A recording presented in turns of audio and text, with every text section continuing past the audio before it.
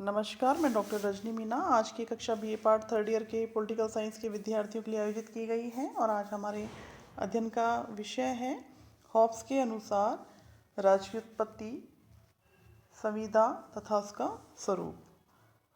हमने पिछली कक्षा में हॉब्स के अनुसार मानव स्वभाव के बारे में विचारों का अध्ययन किया था।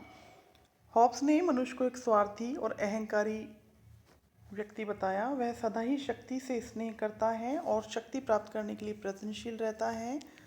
प्राकृतिक अवस्था में इस स्वार्थी अहंकारी व्यक्ति के जीवन पर किसी का नियंत्रण न होने का संभावित परिणाम यह हुआ कि प्रत्येक दूसरे मनुष्य को शत्रु की दृष्टि से देखने लगा और सभी व्यक्ति संघर्ष की अवस्था में रह रहे थे और इसी वजह से जीवन और संपत्ति की सुरक्षा तथा मृत्यु और संहार के इस भय ने व्यक्तियों को इस बात के लिए प्रेरित किया कि वह इस असहनीय और अराजक प्राकृतिक अवस्था का अंत करने के उद्देश्य से एक राजनीतिक समाज का निर्माण करें।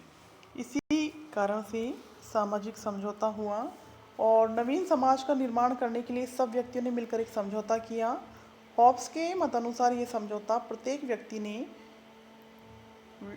शेष व्यक्ति समूह से किया, जिसमें प्रत्येक व्यक्ति प्रत्येक दूसरे व्यक्ति से कहता है कि मैं इस व्यक्ति अथवा सभा को अपने अधिकार और शक्ति का समर्पण करता हूं, जिससे कि वह हम पर शासन करें, परंतु इसी शर्त पर आप भी अपने अधिकार और शक्ति का समर्पण इसी रूप में करें और इसकी आज्ञाओं को मानें। इस प्रकार सभी व्यक्तियों ने एक व्यक्ति अथवा सभी के प्रति अपने अधिकारों का पूर्ण समर्थन कर दिया और यह शक्ति या सत्ता उस क्षेत्र में सर्वोच्च सत्ता बन गई और यहीं से राज्य की उत्पत्ति हुई। हॉब्स के समझौते द्वारा एक ऐसे निरंकुश राजतंत्रात्मक राज्य की स्थापना की गई जिसका शासक संपूर्ण शक्ति संपन्न है और जिसके प्रजा के प्रति कोई कर्तव्य नहीं है। शासित वर्ग को शासक वर्ग के विरुद्ध विद्रोह का भी अधिकार प्राप्त नहीं है। अब हम देखेंगे कि संप्रभुता का स्वरूप किस प्रकार का है। हॉब्स राज्य को अपरिमित संप्रभुता प्रदान करता है और उसके अनुसार व्यक्तियों को सभी परिस्थितियों में राज्य के आदेशों की पालना करनी चाहिए।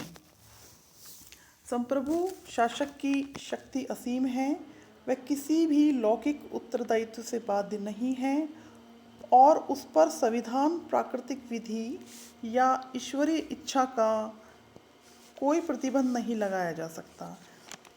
संप्रभु को किसी भी प्रकार का कार्य करने से रोक सकने वाली एकमात्र शक्ति उसका अपना विवेक है। संप्रभु स्वयं अपने विवेक से ही पथ प्रदर्शन करता है और किसी भी व्यक्ति को यह बताने का अधिकार नहीं हो सकता है कि उसे क्या करना चाहिए और क्या नहीं। संप्रभु शासक का कोई कार्य अवैधानिक नहीं हो सकता क्योंकि वह स्वयं समस्त विधियों का स्रोत है। संप्रभु शासक के समक्ष व्यक्ति के कोई अधिकार नहीं है। वह जो चाहे अधिकार प्रजा को दे सकता है और उन्हें जब चाहे वो छीन सकता है। हॉब्स के द्वारा संप्रभु को प्रजा पर अपनी इच्छा अनुसार कर लगाने का भी पूर्ण अधिकार दे दिया गया। संप्रभु मानव समाज में शांति स्थापित की जाती है, इसलिए संप्रभु द्वारा कर लगाना अनुचित कार्य नहीं है। संप्रभु ने केवल आंतरिक क्षेत्र में वरन अंतर्राष्ट्रीय क्षेत्र में भी पूर्ण स्वतंत्र है। वह जब चाहे जब युद्ध की घोषणा या संधि करके शांति की घोषणा कर सकता है। इस प्रकार हॉब्स के अनुसार सामाजिक समझौते में मनुष्य ने अपनी स्वतंत्रता और समस्त अधिकार त्याग दिए थे, अतः उन्हें राज्य सत्ता के विरुद्ध विरोध करने का कोई अधिकार नहीं है।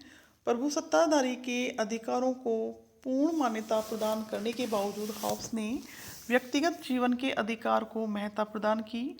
हॉब्स द्वारा प्रतिपादित समझौते का सिद्धांत सामाजिक तथा राजनीतिक दोनों हैं। सामाजिक इसलिए है क्योंकि इसके द्वारा मनुष्यों ने अपनी व्यक्तिगत शक्ति को त्याग कर सामाजिक बंधन को स्वीकार किया, तथा राजनीतिक इसलिए है कि समझौते के परिणाम स्वरूप राज्य सत्ता की स्थापना हुई। हॉब्स के अनुसार यदि शासन व्यक्ति को अपने आप को मारने, घायल करने अथवा पंगु बनाने या अपने को आघात पहुंचाने का पहुंचाने वालों का विरोध न करने का अथवा भोजन, औषधि या जीवन के आवश्यक अन्य किसी वस्तु के प्रयोग की मनाही करे तो प्रत्येक व्यक्ति को उसके आदेशों का उल्लंघन करने का अधिकार है। अर्थात हॉब्स ने मनुष्य के आत्मरक्षा के अधिकार को महत्व दिया और हॉब्स के अनुसार यदि शासक व्यक्ति को मारने, घायल करने, पंगु बनाने और आत्मरक्षा में बाधा उत्पन्न करने का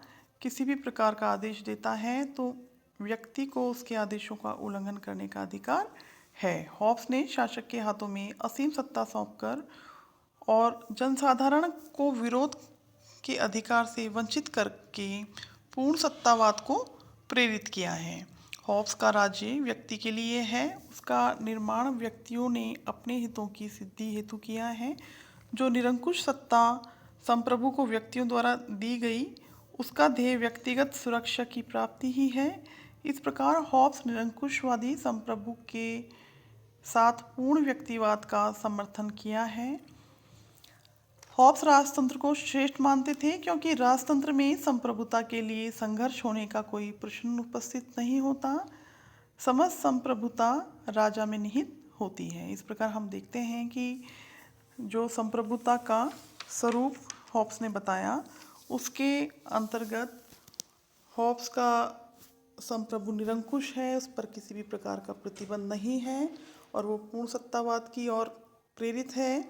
हॉब्स के विचार और आत्मरक्षा का एक अधिकार मात्र ऐसा अधिकार है जिसके लिए व्यक्तियों को संप्रभु के आदेश की अवहेलना करने का अधिकार हॉब्स देता है। अन्यथा हॉब्स ने अपने विचारों में पूर्ण सत्तावाद का भी समर्थन किया। आज की कक्षा यहीं तक। धन्यवाद।